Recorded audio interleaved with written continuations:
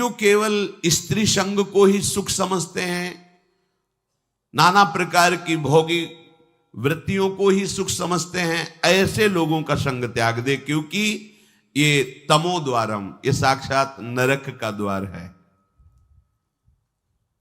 किसी एक माता बहन ने प्रश्न किया था कि शास्त्रों में स्त्री को नरक का द्वार कहा गया है, तो ऐसा क्यों कहा गया है? तो उसकी शास्त्रों की जो बात है उसको समझने के लिए हृदय की धरा चाहिए, भूमिका चाहिए, तो उस भाव को समझना है।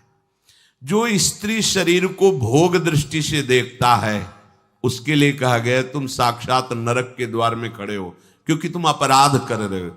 स्त्री नरक का द्वार नहीं, स्त्री को तुमने भोग दृष्टि से देखा, ये नरक का द्वार हुआ, क्योंकि भगवान ने भी नरक के द्वार का वर्णन किया, कामा क्रोधा तथा लोभा।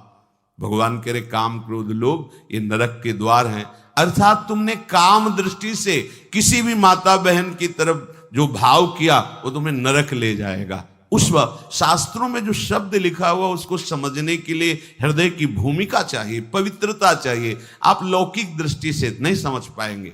जैसे यहां वर्णन है तमो द्वारम योषिताम संग संगम, जो केवल स्त्री भोग को ही सुख समझते हैं, जो नाना प्रकार की इंद्रियों की दुलार में लगे हुए हैं, ये नारकी पुरुष हैं। ऐसे पुरुषों का संग त्याग करके संत संग करें।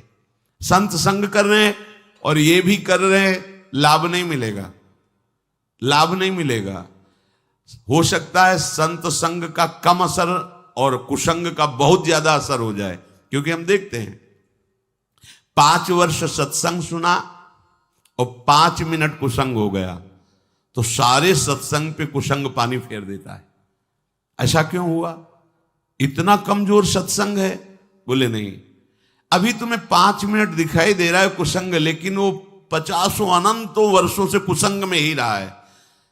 थोड़ा समय सत्संग का मिला सुधार की तरफ। सत्संग का मतलब चढ़ाई और कुसंग का मतलब फिसलना।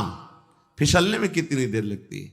महल बनाने में समय लगता है, बुलडोजर लगा गिराओ शाम तक सब गिर जाएगा। 5 वर्ष की सत्संग की चढ़ाई 5 मिनट में उतार के फेंक दिया कुसंग ने, क्योंकि फिसलन सर से नीचे आ गए। ऊपर चढ़ने में प्रयास है, नीचे आने में प्रयास नहीं होता। पानी कहीं भी डालो नीचे जाता है। ऐसे हमारी वृत्तियां अधोगामी हैं, प्रकृति की तरफ आकर्षित होती है। इसीलिए कुसंग का त्याग करके संत संग करे, बहुत जल्दी लाभ होता है, पर प्राय ऐसा नहीं हो पाता। इसीलिए सत्संग का सही रंग नहीं जम पाता। कैसे संत होते हैं? जिनके संग से जीवन मुक्तता का वर्तमान में भी अनुभव हो जाए।